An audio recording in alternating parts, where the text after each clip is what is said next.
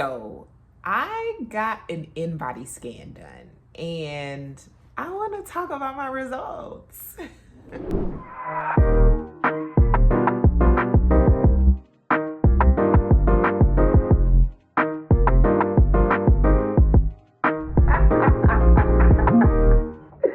This girl a mess, y'all. Hi guys, welcome to my channel if you are new, and welcome back if you've been around here a while. I'm Kendra, this is Kendra Creates. This is my space for sharing my life with you guys, and I also talk about random stuff on the internet. So if that stuff sounds good to you, then make sure you are subscribed to my channel, and also go ahead and give this video a thumbs up while you are at it. So today I'm going to be talking about my InBody scan results. So if you do not know what an InBody scan is, it is a non-invasive body composition analysis that uses bioelectrical impedance analysis to measure body composition. The scan can provide a detailed report on metrics such as weight, total body fat, total skeletal muscle mass, total body water, segmental muscle and fat analysis, and I'm going to be talking about it all. So if you guys do not know, I went on a cruise in late March and I still don't have that damn travel vlog up. I may put it out before this video, and if I do put it out before this video, you guys can check that out here, but if not, I'm sorry. It just takes so much editing to do a vlog.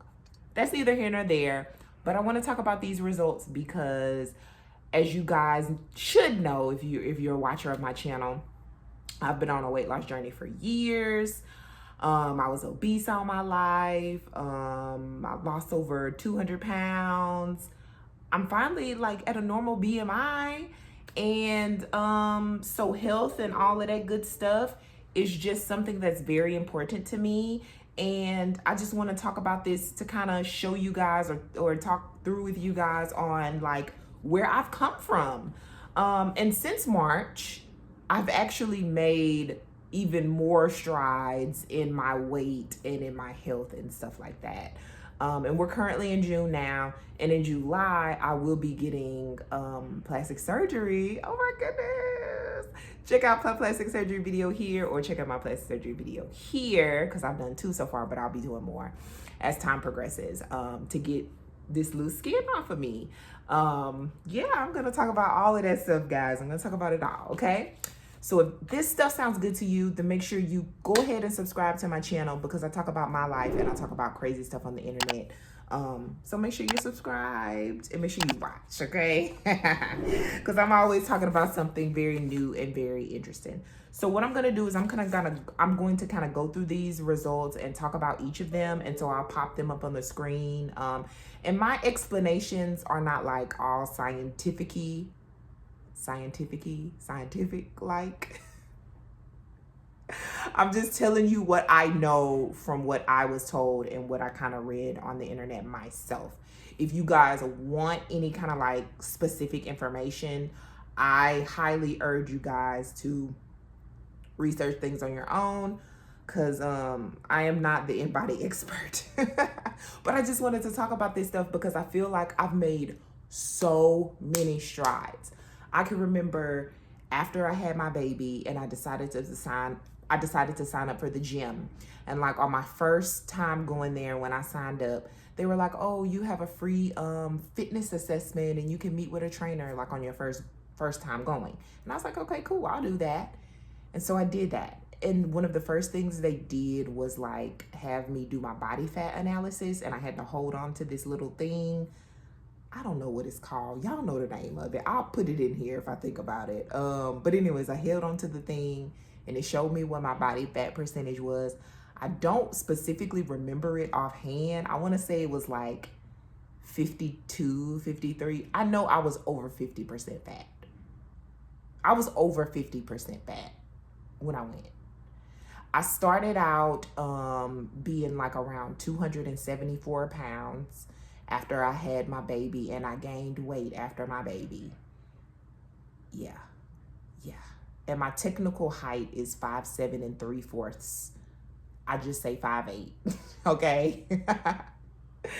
So yeah, let's get into these InBody scan results. So the first analysis we're going to talk about is the body composition analysis.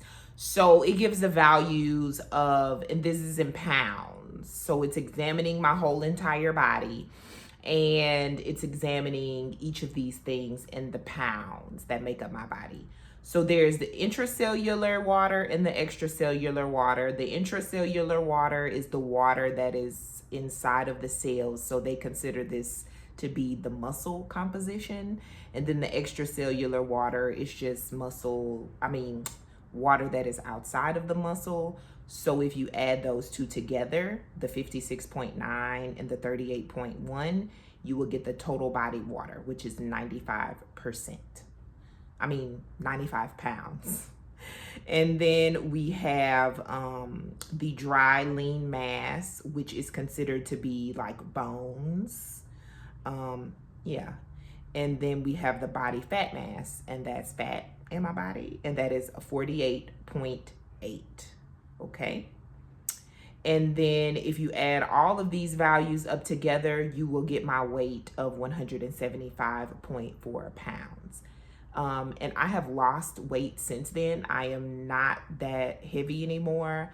I am about 165. I'm hovering at 165. I think the lowest I've gotten down to is like 163 now. But yeah, I'm kind of like hovering at 165. So I've lost about 10 pounds since the end of March. So I guess that would be April, May. Yeah, like 2 months. Okay. So that's the first thing that we talked about. And then the second area is the muscle fat analysis. So this talks about the weight, the skeletal muscle mass, and the body fat mass. So this gives an area in which is it a little bit higher than normal. You can see it on that graph above where it has the up sign. It's in the normal range, which is kind of like that horizontal line. And then it kind of like is in the lower end of the range, or more like under range, which is like the arrow pointing down. So my weight is at 175.4. This is a little bit larger or higher than normal. My skeletal muscle mass is 69.9, which is a little bit higher than normal muscle mass. And then body fat mass, and it's right on the cusp of being normal and higher than normal, which is 45.8. And the next thing that I want to talk about, that important thing, is the obesity analysis. So we're talking about BMI versus a body fat percentage. And these are like hotly debated, like measures of health, or whatever you want to call it. Now, with the BMI, everybody's heard of BMI, right? And a lot of people talk about how BMI is BS. I tend to be somewhere in the middle with that thought process. Like, you can't tell everything but BMI, but it could alert you to possible problems or possible issues.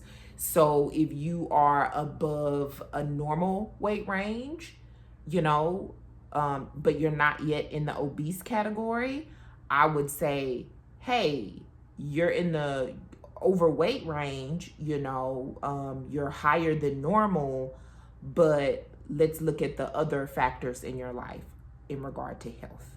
Now, if you're in the obese range, I would figure out a way to increase your health promoting activities, such as eating your veggies, drinking your water, cutting out refined sugars and ultra processed foods, and exercising. And usually stuff like that leads to weight loss. So my BMI is 26.7. And if you look, it is in that up area. So just meaning it is a little bit above the normal range, because the normal range is like 25. And currently my BMI is, let's see, I'm going to calculate my current BMI for you. If I am doing, oh goodness gracious, I'm trying to do my exact height, which is 5'7" 3/4" And if we do 165, I'm at a 25.3 BMI. So I'm like right on the cusp of normal. And if you do like my lowest weight, because weight tends to fluctuate, you know, I'm right at a 25 BMI. So right at the normal range. So I should say normal range. And I really and truly estimate that when I do get my surgery in July, I am going, and let me just say that liposuction, tummy tuck, all of these types of things, they are not weight loss surgeries. I like to say that they're body sculpting surgeries. I am really trying to get a lot of loose skin removed from my body. That's the whole point, you know, of this. But I estimate that I'm probably gonna lose maybe 5 pounds. So it'll put me right at the normal range. And then we will talk about body fat percentage. My body fat percentage is 26.1, which has me kind of like in that normal category. And then I believe that they do it based upon your age and your gender. But I'm going to look up what's a normal body fat percentage. And based upon my results from WebMD, for people aged 20 to 39, and I am 39, women should aim for 21 to 32% of body fat. Yeah, so I'm happy about that. I'm in that normal range. Yeah, that's great. And then the older you get, that is a little bit more leeway that they give you for having more body fat. For 40 to 59, it's 23 to 33%. And then from 60 to 79, it is 24 to 35. And that's for women. And men will have lower body fat percentage. And then the segmental lean analysis, that just discusses how much muscle you have in each area of your body. So it measures your right arm, your left arm, your trunk, your right leg, and your left leg. And these results are good for people who are working on bodybuilding or increasing muscle mass throughout their body. So it kind of shows you where you should work on increasing your muscle. I just wanted to pop in and say, if you look at the results from my segmental lean analysis, you can see that in every part of my body, my arms, my trunk, and also my legs, that my lean muscle mass is well above the normal category, in which I present with a high amount of lean muscle mass. Meaning that, yes, you can lose muscle while taking GLP-1 drugs, but you can lose that anyway if you're losing weight. So let's make sure that we are retaining our lean muscle mass by weightlifting and eating our protein. So I think in my case, that myth has been debunked. I have not lost muscle when I've taken the GLP-1s. And then the next result is the body water analysis. And then this shows if there are any areas in the body where it shows swelling, inflammation, or retention of water. And mine was in the high range. And I'm assuming because I was on a cruise, okay? And I was eating like whatever meals they prepared there on that cruise. It was probably a lot of water retention with the prepared meals, with the salts and a lot of the refined sugars and sweets and carbs and things like that. Because I was not like dieting on my cruise. I did like go to the gym and I remained active doing things. I went to like a stretching class. And the reason why I got this InBody is because I went to an info session about like weight management or something. And then they gave us this InBody scan for free, and they talked to us about like our results and like basically controlling our weight and, you know, doing those health promoting activities. So it was really interesting. It was really cool, and I liked it. And then the next area we'll talk about is the segmental fat analysis. So this is kind of where you store your fat at in the body, whether it's your right arm, your left arm, your trunk. Your trunk will have more fat stores there, your right leg or your left leg, and it appears that I store a little bit more fat in my trunk, of course, and then in my lower body. And then the visceral fat level. So the visceral fat is the fat that is attached to the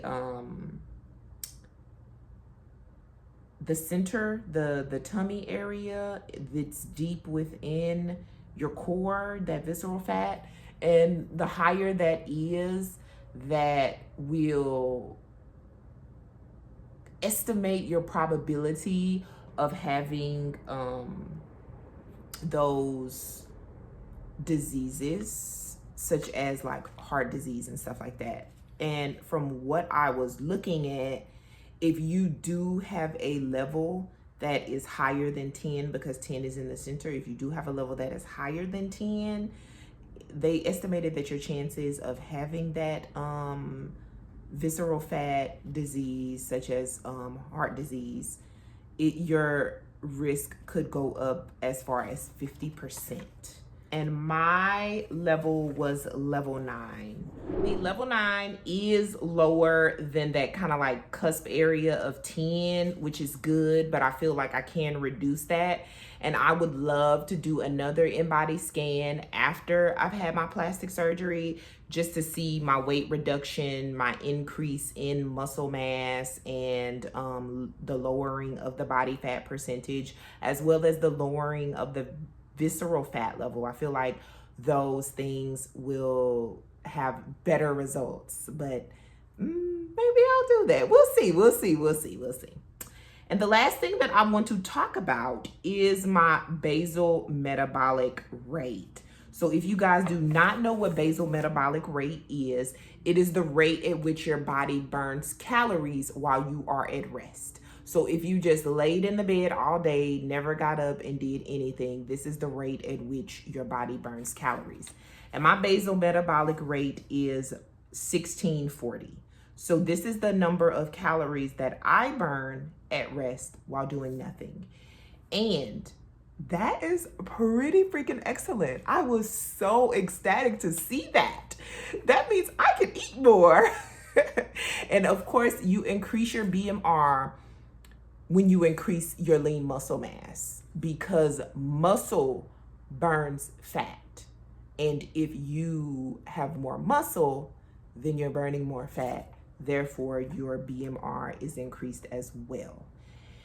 So I'm really happy about that. So I just want to work on increasing my muscle mass, reducing my body fat, reducing my visceral fat. And those are things that I'm going to be working at within this upcoming year after my surgery, because I am no longer on a weight loss journey. I'm pretty much okay with my weight. I am more of on a maintenance journey and a fitness journey. So that is definitely something that you guys have to look forward to within the coming year, I guess, until I have my next surgery.